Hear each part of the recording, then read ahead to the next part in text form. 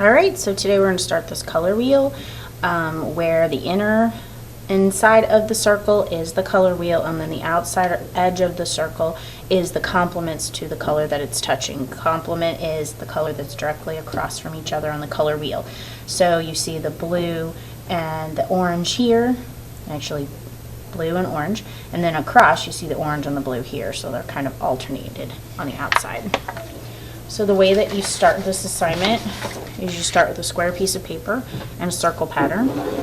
Trace around your circle pattern, cut it out.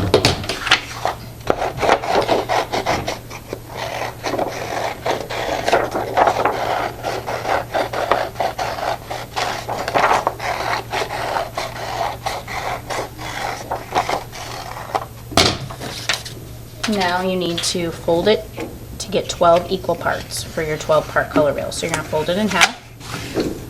You're going to fold it in half again.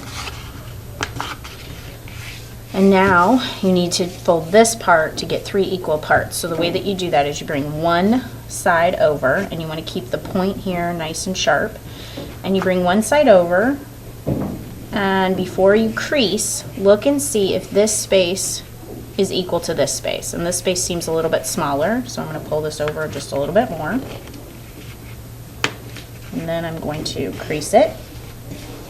And then you bring this side over on top of the first piece. And when you do this, it should line up pretty equally. Mine's not exact, it's a little bit short, but it should be pretty equal. If yours is a little bit shorter than this and not quite equal, that's okay. It's still 12 parts. Now, when I open it up, I kind of bend it back the opposite direction so that it'll hopefully lay fairly flat for me. So as I open each fold, I just bend it back. Alright, so that lays fairly flat, and then you're going to trace all of the creases, those 12 equal parts. And make sure you follow those creases very carefully. Try and make them nice and straight. And you're going to press hard with your black crayon to create a wax wall to hold back the watercolor when you paint it. So here's your 12 equal spaces. So now at the end of each of the pie pieces, that kind of look like a pie or pizza slices, I want you to draw some sort of repeated line. So in my first example here, my repeated line was a diagonal line, but it also kind of curved a little bit and bent. And every time I drew it, I tried to make sure that it ended equal space all the way around. On this color wheel, I did a V, a very shallow V. It's not very deep, so the edge shape there's a little bit smaller than this first color wheel. Those spaces are a little bit bigger. You could do a hill, whatever kind of line you want.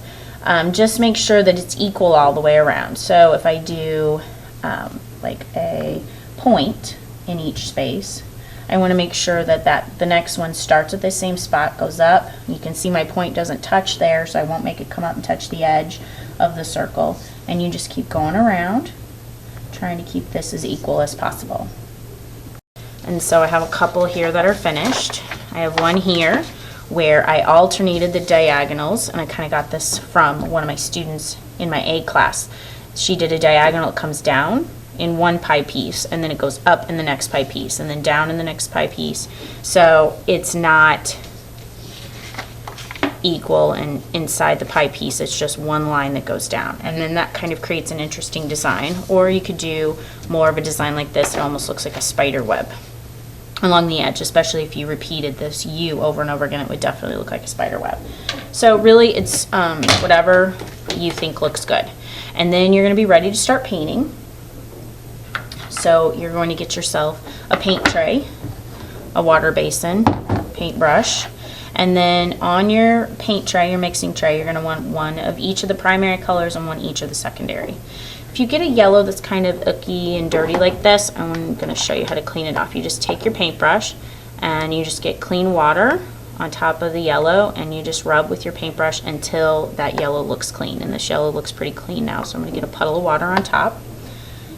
And I'm going to put a puddle of water on top of each of these colors just to get them moist and ready to go.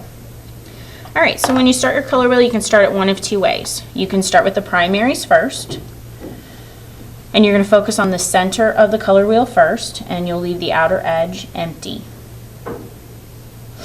So I'm going to start with red as my primary. You can start with yellow or blue if you're going to do it this way.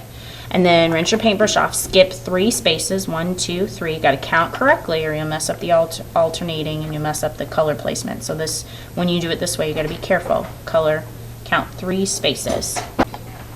All right, and then when you do your third and final primary color, you're going to count 3 spaces, 1, 2, 3, and then you'll paint your third, the blue, in that space.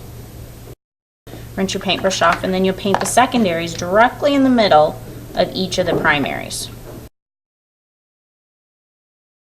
When you place your secondaries, you have to place them in between the 2 primaries that it would make. So I'm doing orange first.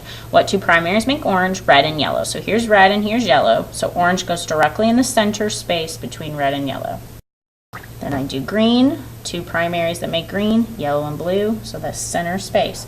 So when you paint this, you're leaving an empty space between each of the colors. And then finally violet goes in the empty space here. Alright, so that's one way that you could start your color wheel. Another way that you could start your color wheel is you could think of it like the rainbow order. So the rainbow order, I kind of start with red, and the rainbow's order goes red, orange, yellow, green, blue, violet. And you learned that in kindergarten, and then we practiced it in 2nd grade on just the primary and secondary color wheel. So what you could do is just do the rainbow color order, skipping a space every time you go in the order. So I'm going to start with red. Skip a space. The next color in the rainbow order is orange. So I skip a space and paint orange. And this is another way that you could do your assessment. When you do your color wheel assessment, you could do it this way. Then skip a space. The next color in the rainbow is yellow. The next color in the rainbow is green, so skip a space and paint green. Skip a space, paint blue. Skip a space, paint violet. So once you have all your primary and secondary colors painted, then you're ready to mix your intermediates for these empty spaces.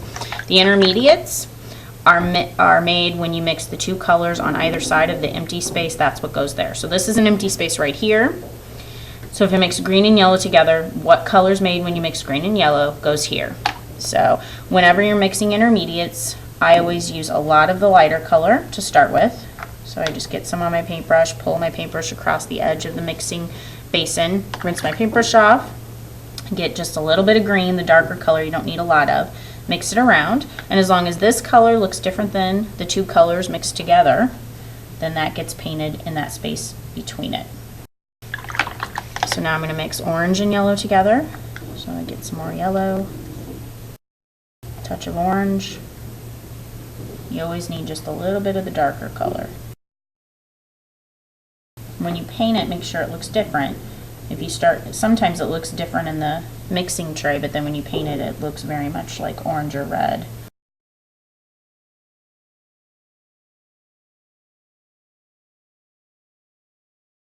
Oops, that's too green. I need a little bit more blue. And now you're finished with the color wheel. And now you're ready to do the complements on the outside. So I always like to start with yellow and purple because I know they're complements. I always think of the LA Lakers, and their jerseys are yellow and violet, and those are complements. So here's my yellow, so I know violet is a complement of yellow, so I'm going to paint violet here.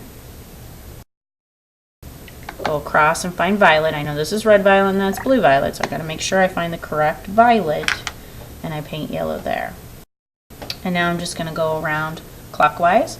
So this is yellow green, and so if I go clockwise here, then I'm going to go on this side of it, and so I know this is red violet. So red violet, I find red violet in my mixing tray. You might have to mix red violet yourself again, but I have enough left over so I can use red violet here. Rinse my paintbrush off, and then find the yellow green and use yellow green on this side. Okay, go across again. This is green and that's red.